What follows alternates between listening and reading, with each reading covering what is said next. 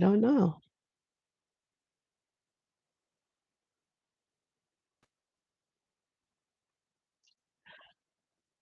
Okay, I'm hoping this is live. I'm trying to do this live. Let's see if this works for me. Hey, FinFit fam. Welcome. I did this is my first live, so I know that it's not up to par to what, I was expecting. And I'm hoping that, people can hear me. I'm messing with the camera, I'm messing with everything here. So if you're new here, my name is Tina. We've crossed 1,000 subscribers today, and I'm trying to get this to work. And if you see me looking off to the side, I'm just trying to make sure this live stream is working right now. So I like I said, I've crossed $1,000, subscribers, and I just want to thank everyone for subscribing to my channel. It is definitely unexpected, but I'm excited. So, let's start the Q&A. If there are people out there watching the live stream, please put any questions in the chat. And that would be great. So I see that this Paula SV creates. You said you could hear me. Can you see me? I hope that you can see me. If you can, just put a thumbs up or, just indicate, yes, I could see you. I have another, like I said, off to the side. I'm trying to make sure that everything's coming through. I don't know if it is coming through, but I'm excited. So let's get started.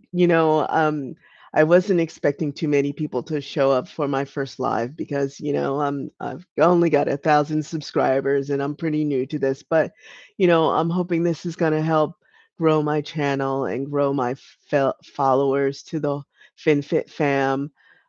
So I just have, some questions that I've drafted up. So I hope this helps people, want to come to this channel more and feel comfortable asking me questions and enjoying my content overall. So, one of my questions is, what part of creating the slow travel series changed the way I think about pace and enough? I think the biggest thing about the slow travel series, even though it does talk about pace and enough, I also learned that I really wanted to experience traveling to other places. I've been to Portugal, I've been to Spain, and, did other things in Europe, but I haven't gone anywhere else. And I really would love to do that type of slow traveling. So, as far as pacing enough, I like the idea of going someplace and taking my time, because if I go someplace and we go here, there, and it's really quick, I feel like I'm not absorbing the culture and absorbing what it's like to be there. And even though, when I was in Spain and Portugal, it was short, I did feel like I did absorb some stuff, but I wish I could have been there for longer. So that's, I think, with regards to that, feeling like you could connect with the culture, you could connect with what's going on around you. It would be nice to just sit at a restaurant and just people watch. And that would be exciting to me. Um, Another question is, what's the biggest misconception people have about slow travel? I think the biggest misconception people have about slow travel is that it's gonna be too expensive. I mean, if you think about it, if you go someplace and you find a place where you could um, rent an Airbnb or an apartment or something like that for a month, and you're using, the local transit system, taking the trains, taking the bus, maybe even, getting a scooter or something like that, and then buying the local food, I think that that's doable for anyone's budget. I think the thing that's probably gonna cost the most is flying there, but once you get there, everything else is reasonable because you're gonna be there for a long period of time. It's just like you're living there, and, a month, it does go fast, but if you could extend that slow travel, you do see a difference in the cost. And of course, this really depends on where you're going because there are places that are going to be more expensive, but there are places that you could go that you could find and do the slow travel and really cut costs that way.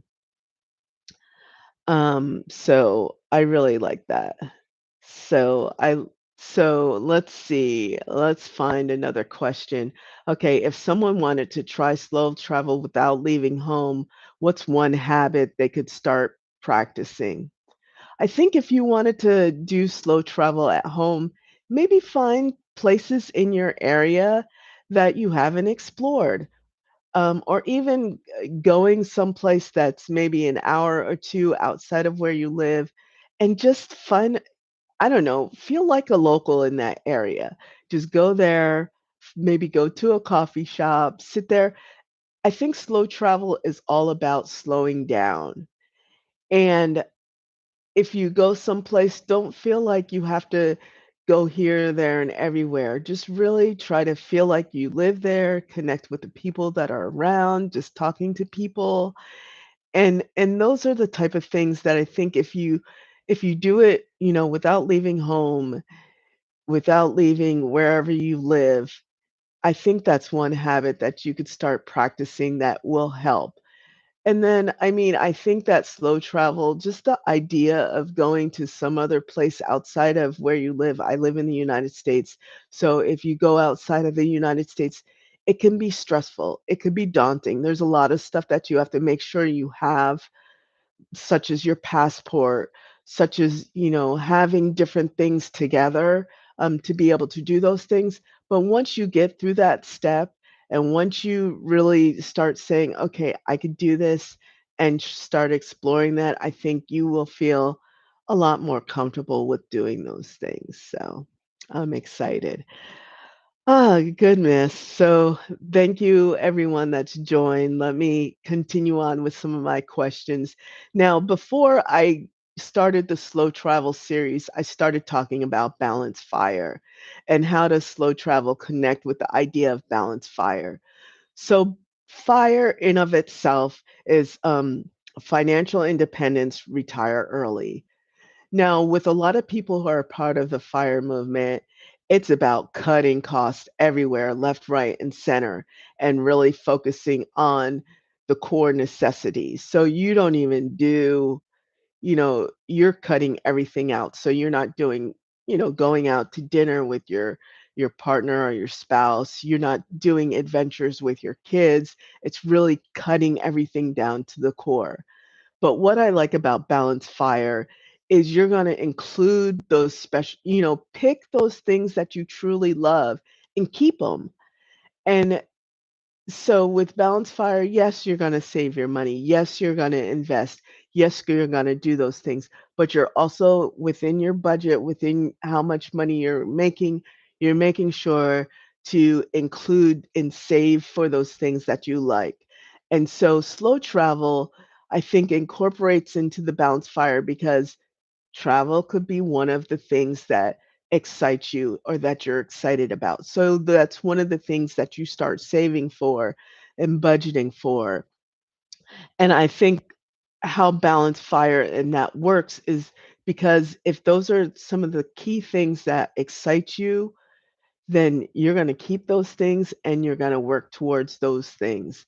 And I know that some even regardless of how you're saving or what you're doing, how you're investing, things do come up. And I realize in my life, the car breaks down. You have to get that fixed. And so even though you might have a plan in place, you also have to have a plan in place for when things happen.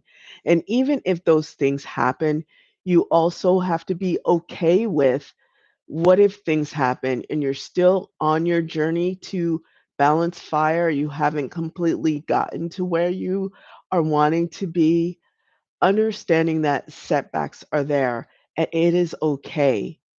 It is okay, and you have to accept that within yourself.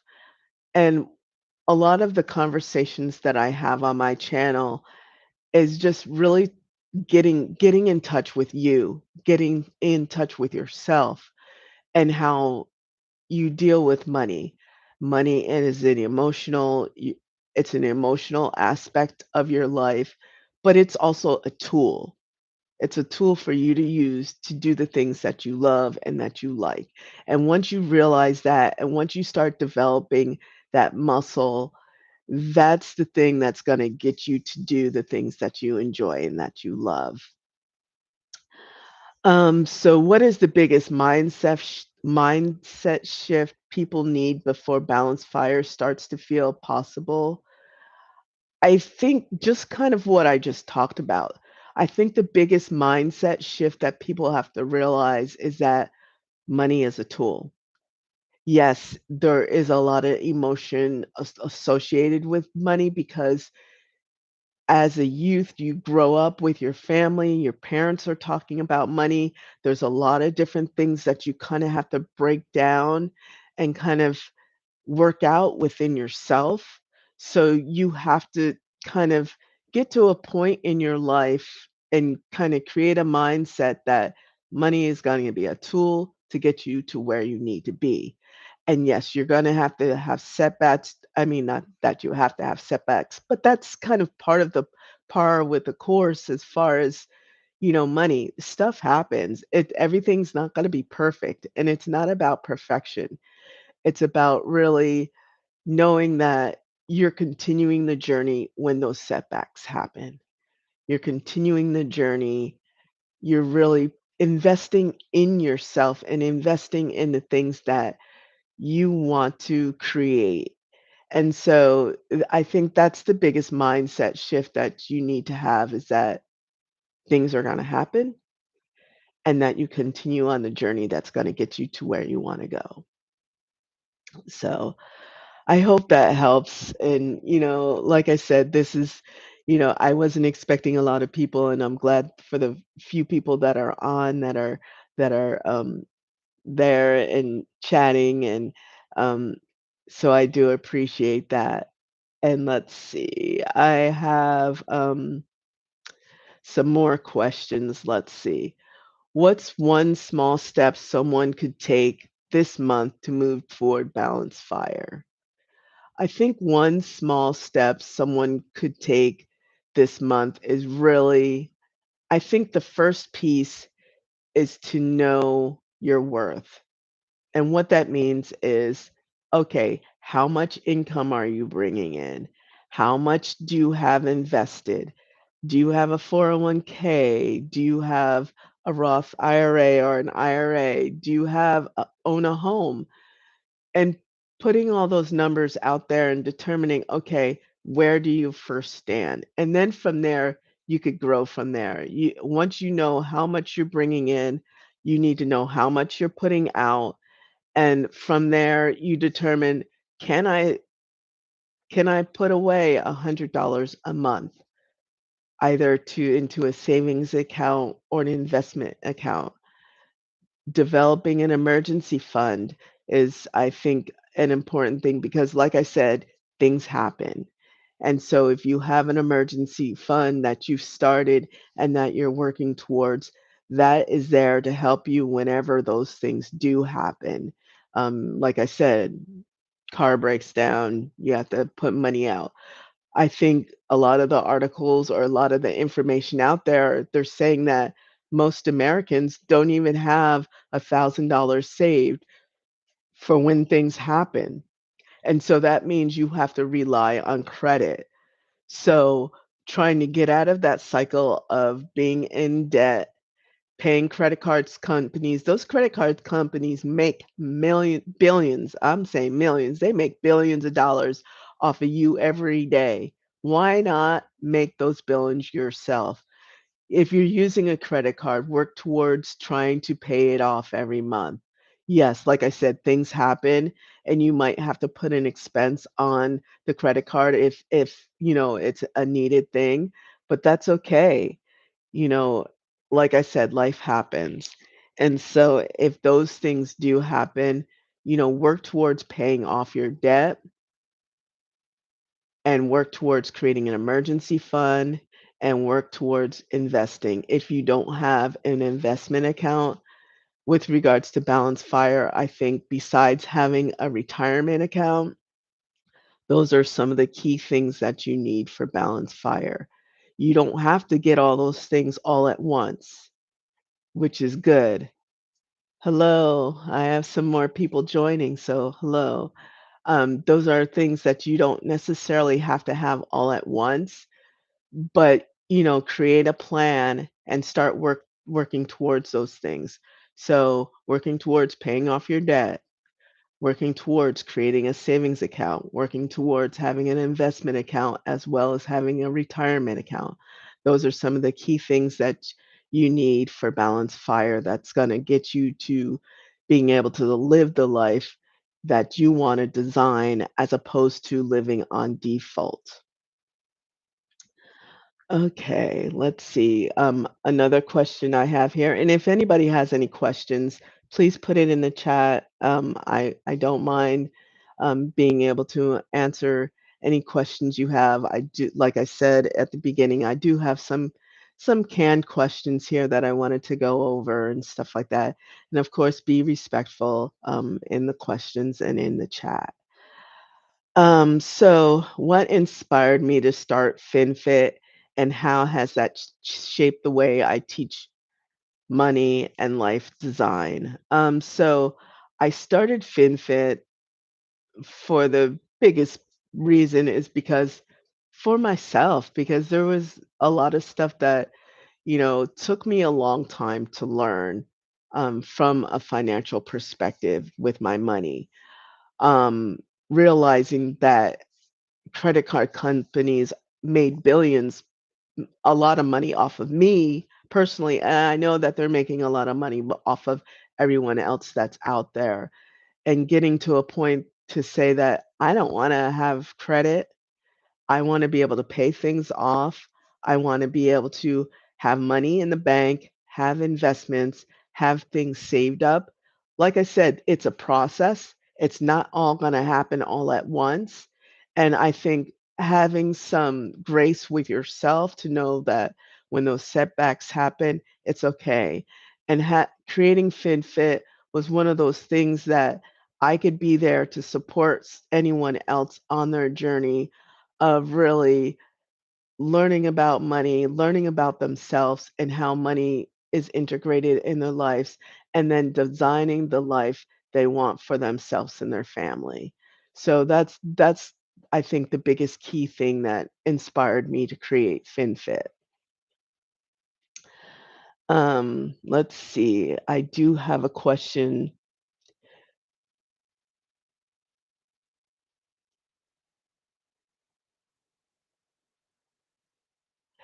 So what do you think is the real secret sauce to achieving freedom, both financially and real world and spiritual? You know, I think this, I don't even know if there's one secret sauce out there. I think the biggest thing is you really need to, one, identify what is it about money for yourself. You have to basically get to know you, get to know who you are and breaking down some of those habits that you might have picked up from your family and then kind of realizing, okay, you don't have to put things on credit. You could actually save your money and pay for things outright. But I also think that it's also about being able to forgive yourself and also be okay if you do have setbacks or if you do um say you went shopping or you bought something that you weren't expecting to buy or you spent more money than you expected. Being okay with that, those things do happen, and then realizing, okay, tomorrow's another day. And so that's something, for myself that I had to realize and not go through the shoulda, woulda, coulda conversation with myself because shoulda, woulda, coulda, that stuff happened yesterday. You just have to deal with and move forward and move through everything, yourself and move and realize that you could continue on that journey and tomorrow's another day, it's another dollar. You can put money into savings and investments. So yeah, like I said, I don't think there's a single secret sauce. I think for each person you have, different things, but you also have to realize to really get balanced fire and to get there, you have to save. You have to invest. You have to have, you need to have, besides just having an individual investment account, you do have to have a retirement account. And I think the reason why I'm stressing the investment account is because with regards to the retirement accounts, you can't draw on those retirement accounts until you're 59 and a half years old without having penalties. Now you can draw on it, but you will have a lot of taxing financial penalties there. So that's that. And let's see, I even have some more questions. Okay, would it be good to maybe sit down and plan out a piece on definitely. The everything's creating a plan and being able to follow through with a plan, writing it down. And I'm not even saying you need to have a budget because, when people talk about budgets and, I've done spreadsheets 50 jillion times and I'm like, I've got it written out and all that other stuff. I think sometimes that's just too much and too overwhelming. But I think if you do know your money, you do know what's coming in and what's going out. I think that's very important. But creating a plan and saying, okay, what is it that I want to achieve? If you have goals set, it's going to help you get to where you want to be. If you don't have any goals and you're like, okay, I'm just saving for this, saving for, I'm just saving because somebody told me to, I really feel like you're not necessarily gonna stick to those plans. So you really need to dig deep and figure out why are you saving? Why are you doing what you wanna do? Yes, getting to financial independence is a good goal, but for some people, when you do achieve financial independence, what do you want to do once you get there? So I think having a plan and having an idea of why you're going for financial independence and what you want to achieve, if it's slow travel, if it's, being able to, you know, choose projects and jobs that you want to do as opposed to being beholden to those things because you have bills and you have those responsibilities. Those are some of the things that you do have to think about.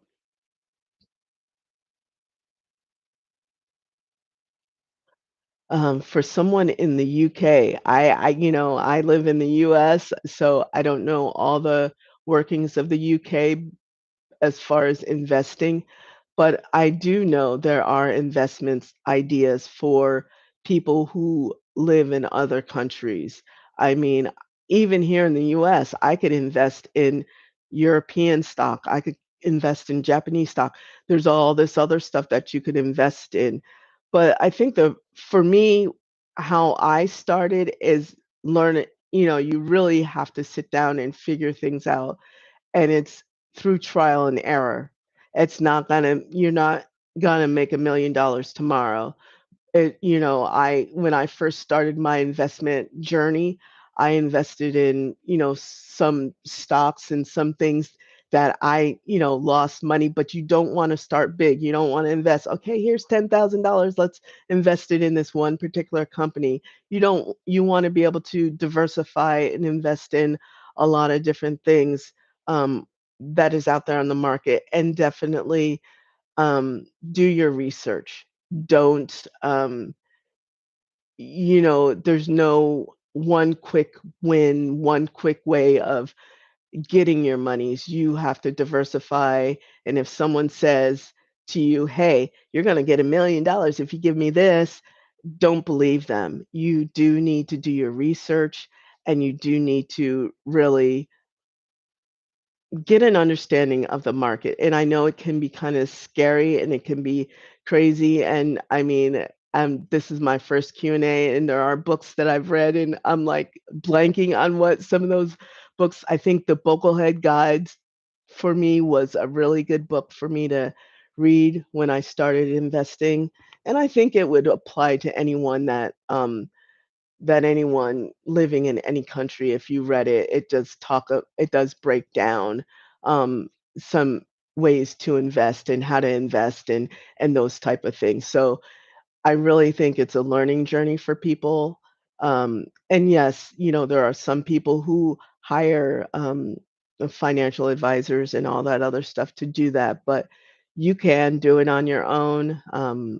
Take it for myself. I've, done everything, on my own and doing research. And I have talked to financial advisors just to talk to them and to get their input and their thoughts and stuff like that. But um, for the most part, I've done it on my own. So, and let's see. Yes, and I like that plan needs to be flexible based on your needs. I think that is so true. Because as I said earlier, life happens. And if you get stuck in a particular plan or a particular idea, that might change. You might change. Once you start going on this journey, there might be a big shift that you have that you're like, okay, for me, part of, becoming financially independent is that maybe I want to be able to volunteer and do those type of things. And I think that's a a wonderful thing for people to do. And so, you do have life shifts and you do have to prepare for that and be flexible because if you're not flexible then you're constantly poo-pooing on yourself and you go through the shoulda woulda coulda. So what? That was yesterday, and you have to move through today and and make some adjustments to your plan, to determine what to do next, and that's okay. And so definitely. Thank you for jumping in and adding, some of the questions because I do have some canned questions and I was like, so I do appreciate, everyone that jumped on to this live. And let's see. Um, I think this is my, final question that I have. If anybody else has any other questions, please go ahead and put them in the chat, and I could definitely try and respond to any of those questions. Um, after this Q&A. But I guess the one final question that I have is what's coming next for FinFit now that the slow travel series has completed. So I think with regards to the slow travel series, I do have one more episode coming out that's going to talk about, um, hey, what if you want to live in another country? There are countries that do pay you to move to their country, and I did an episode there, and it's gonna be funny because it said I only had 8,000 subscribers, but now I'm beyond that. I've got 1,000 subscribers, which, like I said, thank you everyone who's subscribed to my channel. But after that, the slow travel series, I do have what's called the soft money skills. I think the basis of a lot of the stuff that I talk about, yes, it talks about finances, it talks about, all those different things, but as I indicated, dealing with money is emotional for a lot of people, and I think once you connect with where those emotions are coming from and work through them and then realize that money is a tool to help you get to wherever you wanna take yourself or your family, and that's where the soft money skills really start talking about those type of things. And so I hope people continue to um, listen to the conversations that I have and continue to participate in this conversation and watch my videos. So, if you really like I said, if you have any questions or if you have any suggestions for any, topics that you want me to talk about in the future, please put them in the chat. I have no problem and maybe coming up with some type of, um, video discussing those type of things. So I wanna thank everyone who jumped on to this live chat. Like I said, this is the first one, and it looks like I had 10 people come on to this chat, so I'm very excited. Um, regardless of the amount of people, I appreciate you. What is this? Yeah, I heart you, and, I hope you enjoy the rest of your day, and, thank you. Thank you, FinFit fam.